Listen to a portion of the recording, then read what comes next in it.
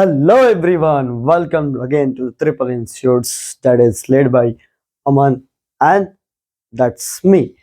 तो आज जो हम लोग फिर से जो है ना मिले हैं एक बहुत ही बेहतरीन और बहुत ही बेसिक टॉपिक को लेके, जो कि ये डिटरमाइन नहीं करेगा कि आप कौन से क्लास से बिलोंग करते हैं, वेदर यू 5 to 10 और 12th 11th, नो मैटर। आपको ये टॉपिक हर क्लास के लिए क्या होगा, बेनिफिशियल और एज अ बेस बन के चलेगा। ठीक है, तो आइए मिलके स्टार्ट करते हैं आपके सपोर्ट से एक नए टॉपिक का। और जैसे कि आप लोगों ने थंबनेल देख लिया होगा कौन सा टॉपिक है, तो मिलके शुरू करते हैं। Let's start.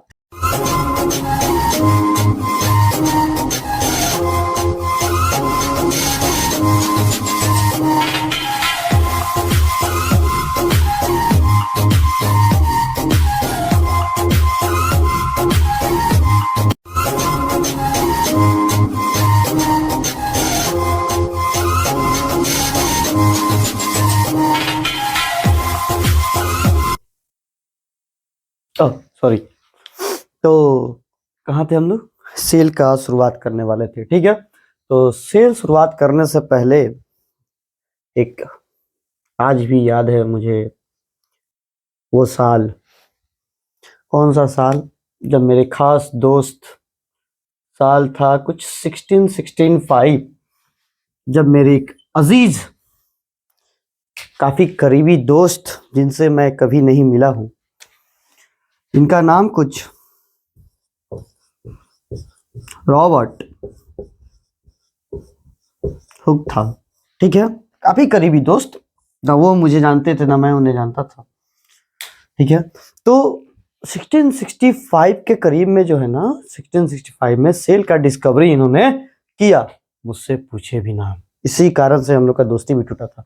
ठीक है, तो 1665 की बात है, सेल का डिस्कवरी हुआ। ठीक है, तो सेल का डिस्कवरी हुआ। ठीक है, सेल का डिस्कवरी, सेल होता क्या है, तो बिगिनर्स के लिए बता दें, प्रो भी समझ लीजिए कि सेल क्या होता है। Cell is the structural and functional unit and it is the smallest unit of living thing. किसी भी लिविंग थिंग का सबसे smallest unit, functional unit, structural unit, सभी काम जो होते हैं ह्यूमन बॉडी में या फिर किसी भी लिविंग ऑर्गेनिज्म में, सब का सब किस में होता है? सेल में होता है। इधर इधर, ठीक है, सेल में होता है। तो सेल क्या करता है कि हमारे बॉडी के सारे फंक्शंस को कंट्रोल एंड कंडक्ट करता है। ठीक है, बॉडी में कुछ भी रिपेयर करना हो, कोई भी मैसेज ट्रांसमिट करना हो, सब कुछ क्या करता है? सेल करता है। सबसे छोटी इकाई, जैसे कि किसी भी मैटर का छोटी इकाई क्या होता है? उसका एटम होता है ना, वैसे ह्यूमन बॉडी का सबसे छोटा है सेल, छोटा है। इसको पढ़ना पड़ेगा, नहीं पढ़िएगा गुस्सा हो जाएगा, खफा हो जाएगा और उसके बाद जो है ना दिक्कत हो जाएगा। ठीक है, तो जस्ट टेक एन एग्जाम्पल कि छोड़ो, इनको हटाते हैं, रॉबर्ट हुक को, इनसे मेरा बातचीत नहीं होता है अब। ठीक है, तो सेल की अगर कहानी की जाए तो जानते हैं हम लोग कि सेल कंबाइन होकर, यानी कोशिकाएं कंबाइन होकर टिश्यू बनाते हैं, टिश्यू कंबाइन होकर ऑर्गन बनाता है, ऑर्गन कंबाइन होकर ऑर्गन सिस्टम बनाता है और हमारा बॉडी बन जाता है। वाह, बॉडी तो बन गया। ठीक है, तो हमको जानना है कि भाई सेल को अब इतना जो है ना इंपॉर्टेंस दे रहे हैं, क्या है इसके अंदर? ठीक है, जैसे कि गिफ्ट होता है ना, तो बोलता है कि बड़ी महंगा गिफ्ट है, काफी दूर से लाए हैं। ठीक है, तो उसका एक क्रेज होता है कि खोल के देखना है कि इसके अंदर है क्या। ठीक है, what is the matter behind it, चाहे गिफ्ट छोटा हो या बड़ा हो। ठीक है, तो वैसे ही सेल है, छोटा है बड़ा उससे मतलब नहीं, इसके अंदर हमको जानना है कि क्या है, कि सारे बॉडी के फंक्शन को आप इसी कर रहे कंट्रोल करता है, सब कुछ यही करता है। ठीक है, बिग बॉस यही है, जितना छोटा सा छोटा डॉन यही है हमारे बॉडी का, क्या है? छोटा डॉन। तो अकॉर्डिंग टू रॉबर्ट हुक 1665 में जब हो गया था, तो सेल को सबसे पहले की ऑर्गेनिज्म का क्या किया गया? डिवीजन किया गया। डिवीजन यानी बांटा गया कि हो सकता है कुछ ऑर्गेनिज्म क्या है कि एक सेल से बने हों। ठीक है, सही बात है सर। कुछ ऐसे भी ऑर्गेनिज्म होंगे जो कि एक से ज्यादा सेल से बने होंगे। ठीक है, ध्यान दो। ठीक है, एक से ज्यादा सेल से बने होंगे। तो इस बेसिस पे सेल का क्या, सेल के आधार पे ऑर्गेनिज्म का, ऑर्गेनिज्म यानी लिविंग थिंग्स का डिवीजन किया गया। कितना? एक तो हो सकता है सिंगल सेल, सिंगल सेल से बने हुए। ठीक है, या फिर एक हो सकता है मल्टी सेल, मल्टी मल्टी, या इसी को ना कहते हैं 1+। ठीक है, कल से 1+1+ निकल रहा है। ठीक है। तो मल्टी सेल कह सकते हैं। तो जो सिंगल सेल से ऑर्गेनिज्म जो है बने होते हैं, किससे बने होते हैं? सिंगल सेल से ऑर्गेनिज्म बने होते हैं, उनको कहते हैं यूनिसेलुलर। यूनिसेलुलर, ओहो रोबोट हुक। फिर जो ज्यादा सेल से बने होते हैं, एक से ज्यादा सेल से बने, उनको कहते हैं मल्टी।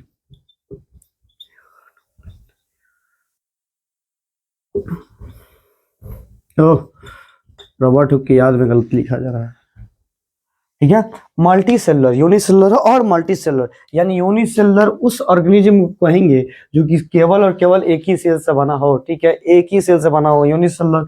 मल्टी सेलुलर कहने का मतलब है एक से ज्यादा, मल्टी का मतलब ही होता है एक से ज्यादा। ठीक है, तो ये कंसेप्ट समझ में आ गया। ठीक है, तो इस कंसेप्ट के बाद, इसके बाद, इस कंसेप्ट के बाद हम लोग को जानना है कि भाई सेल के अंदर है क्या ऐसा चीज है, क्या ही ऐसा चीज है कि जो है ना इतना इंपॉर्टेंस देना पड़ रहा है, कौन कौन सा चीज करता है। ठीक है, तो उसके से जानने से पहले समझिए कि सेल के कुछ, जैसे कि सेल में अगर कुछ गड़बड़ी हो जाए, जैसे कि नर्व सेल ट्रांसमिट का काम करता है, किसका काम करता है? मैसेज ट्रांसमिशन का काम करता है ब्रेन में।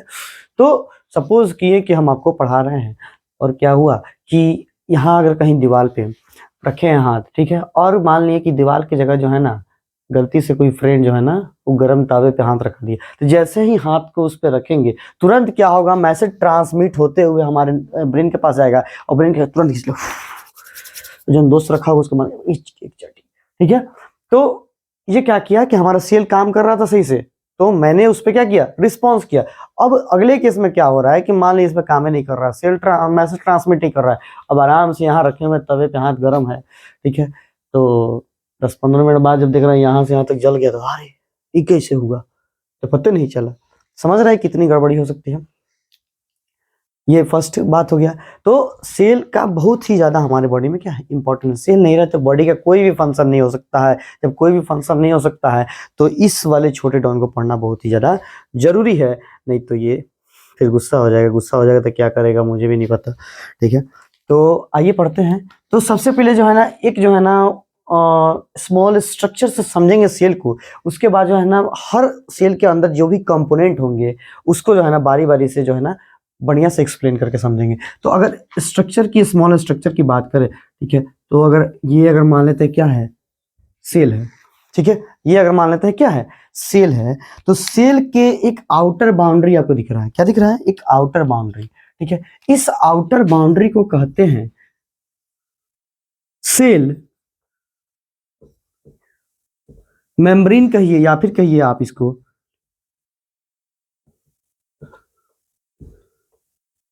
प्लाज्मा मेम्ब्रेन कह सकते हैं, जो कि जो है ना लिपिड और प्रोटीन से मिलके बना होता है। सेल मेम्ब्रेन कहिए आप इसको, या फिर प्लाज्मा मेम्ब्रेन कहिए। ठीक है, तो ये तो आउटर बाउंड्री के बारे में जान गए। अगर बाउंड्री नहीं होगा तो काफी ज्यादा मिस्टेक हो सकता है। समझ कीजिए कि मान लीजिए जो है ना कितना अच्छा हो कि गर्ल्स हॉस्टल के बाहर जो है ना गाड़ी नहीं हो। ठीक है, तो वैसे ही बात है कि क्या हो, अगर बाउंड्री नहीं हो तो काफी ज्यादा क्या हो सकता है? प्रॉब्लम क्रिएट कर सकता है। कोई भी सब्सटेंस इंटर कर जाएगा, कैसा भी जो है ना सब्सटेंस इंटर कर जाएगा। ठीक है, कैसा भी सब्सटेंस इंटर कर जाएगा, सेल को डिस्ट्रॉय कर देगा। इसलिए बाउंड्री जरूरी है। और ये सेल मेम्ब्रेन जो है ना, ये भी अलग अलग टाइप के मेम्ब्रेन होते हैं, उसको ना फर्दर पढ़ेंगे हम लोग। जैसे कि परमिएबल होता है, सेमी परमिएबल होता है, सेलेक्टिव परमिएबल होता है। ठीक है, तो छोटे छोटे जो है ना करके हम लोग पढ़ेंगे। ठीक है, क्योंकि मेरा मानना है कि अगर हम लोग एक ही वीडियो में उतना ज़्यादा कंजर्व करके बना दे, तो 4 घंटे का भी वीडियो बनाएंगे तो मेरे ख्याल से मेरा वाला सेल तो कंप्लीट नहीं होगा। ठीक है, तो इसलिए कहते हैं कि हमको क्या करना है, पार्ट बाय पार्ट, छोटे छोटे पार्ट्स में हम लोग पढ़ेंगे। बस आप लोग पेशेंस से जो है ना चैनल पे बने रहिए। ठीक है, क्योंकि मेरा एक ही फार्मूला है, और वो फार्मूला क्या है कि कोई भी चीज़ जब एक्सेस होता है ना तो वो डिस्ट्रॉय कर देता है, इंजॉयमेंट को आपके जो है ना वो बोरिंग में बदल देगा। ठीक है, इसलिए जो है ना हम हमेशा कहते हैं कि ओवर इक्वल टू गोबर। ठीक है, तो आइए देखते हैं। तो सेल मेम्ब्रेन हो गया, प्लाज्मा मेम्ब्रेन। अब इसके अंदर क्या होता है? एक जेली लिक्विड होता है। कैसा लिक्विड होता है? Jelly liquid. कैसा लिक्विड? Jelly liquid. जेल समझते हैं, जो कि हम लोग बारात वगैरह में यूज करते हैं, शादी वगैरह में। ठीक है, एकदम मस्त जो है ना बाल सेट करके जाएंगे और पता चला कि रास्ते में जो है ना कीचड़ में गिर गया। वाह! तो अब इसके अंदर क्या होगा? इसके अंदर आपको मिलेगा सेंटर में, ये जो जेली लिक्विड में सेंटर में क्या फ्लोट करते रहता है? तो सेंटर में फ्लोट करते रहता है न्यूक्लियस, क्या चीज फ्लोट करता रहता है? न्यूक्लियस।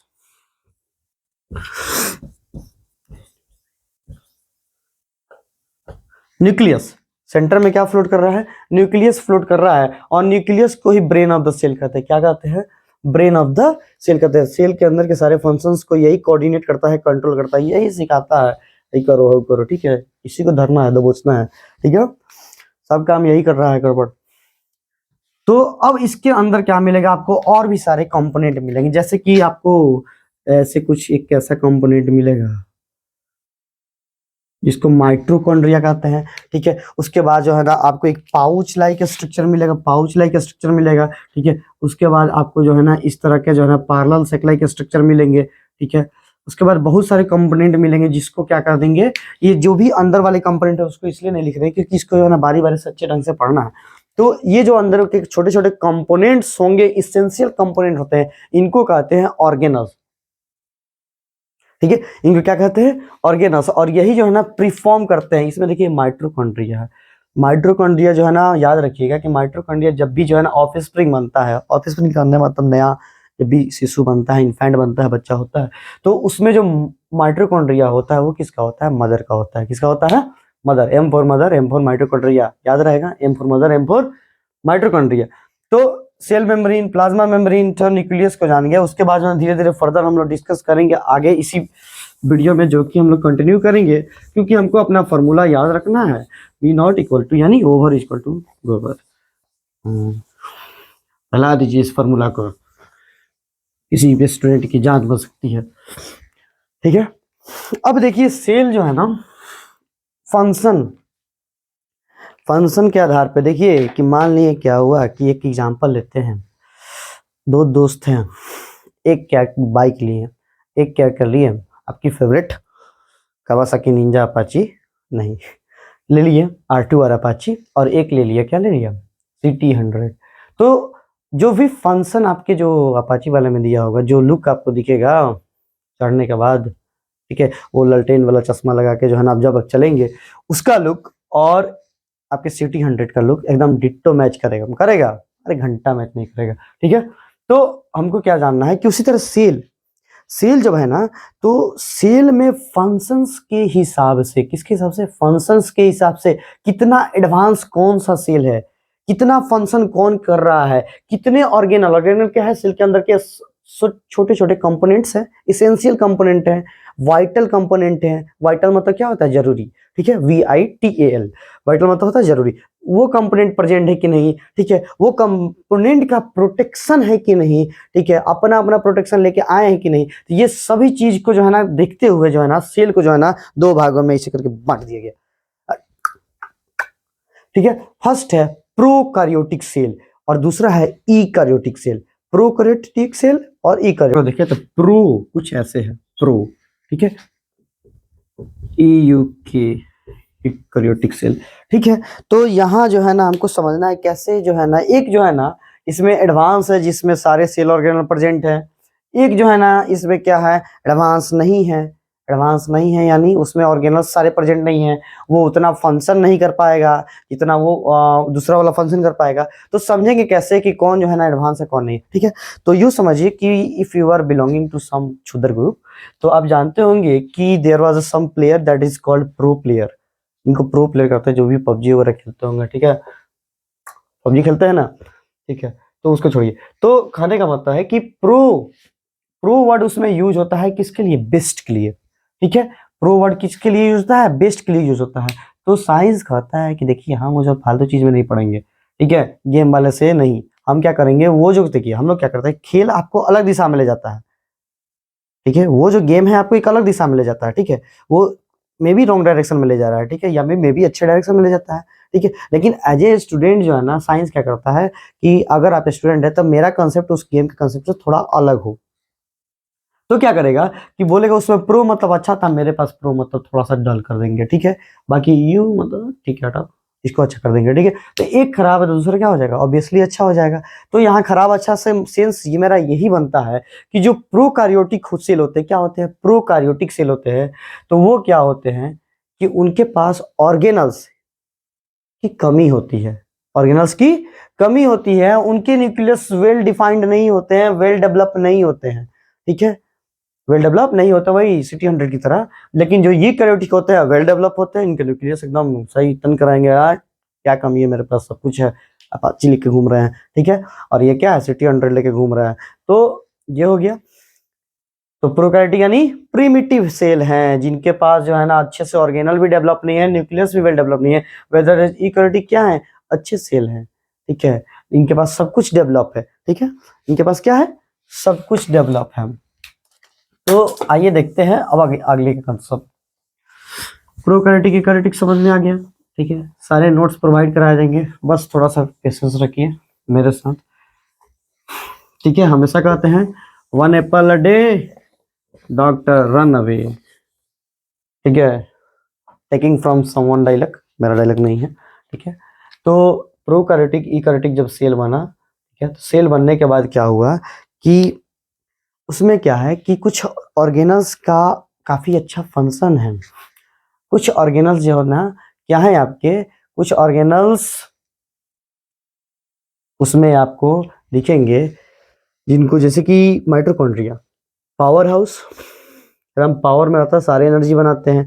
जैसे कि गोल्गी अपरेटस है, तो वो क्या करता है, मॉडिफिकेशन कर सकते हैं, पैकेजिंग कर सकते हैं, सिंथेसाइज कर सकते हैं, ठीक है। उसके बाद अगर लाइजोसोम की बात की जाए तो lysosomes is referred to Pakistan, ठीक है। क्यों, क्योंकि अगले क्लास में डील करेंगे, ठीक है, क्यों जो है ना उसको रेफर टू पाकिस्तान करता है। लेकिन लाइजोसोम को एक और चीज आपको बता दें कि लाइजोसोम्स को हम लोग क्या बोलते हैं, सुसाइडल बैग, ठीक है, सुसाइडल बैग बोलते हैं। और इसलिए जो है ना हम उसको रेफर टू पाकिस्तान किए हैं, क्योंकि आगे जो है ना हम लोग देखेंगे क्या है, क्यों जो है ना किस कारण से जो है ना हम उसको कोऑर्डिनेट किए हैं, बिलोंगिंग टू सब डैश ग्रुप।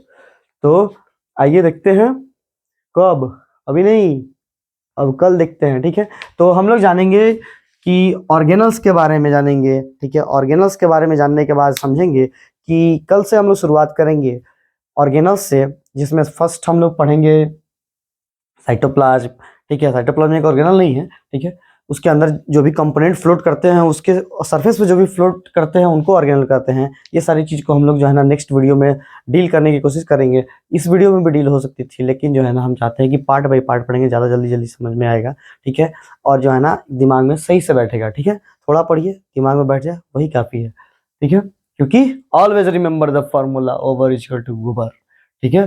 तो देन नेक्स्ट क्लास के लिए प्रिपेयर हो जाइए, मेंटली और सोशली और हेल्थली, ठीक है। और अगली क्लास में फिर से जो है ना नए उत्साह के साथ रात के 3 बजे, ठीक है, सुबह के 3 बजे, तो मिलते हैं नेक्स्ट वीडियो में, ठीक है। तब तक के लिए हस्ता ला विस्ता। अबे किसी किसी को समझ में नहीं आता होगा सर जो है ना अंतिम में क्या बोल के चले जाते हैं, दैट्स द वर्ड इज हस्ता ला विस्ता, ठीक है। अगर आप गूगल पे सर्च करते हैं, it's meaning is C U letter, that's a Spanish word, then hasta la vista, ठीक है, टेक केयर।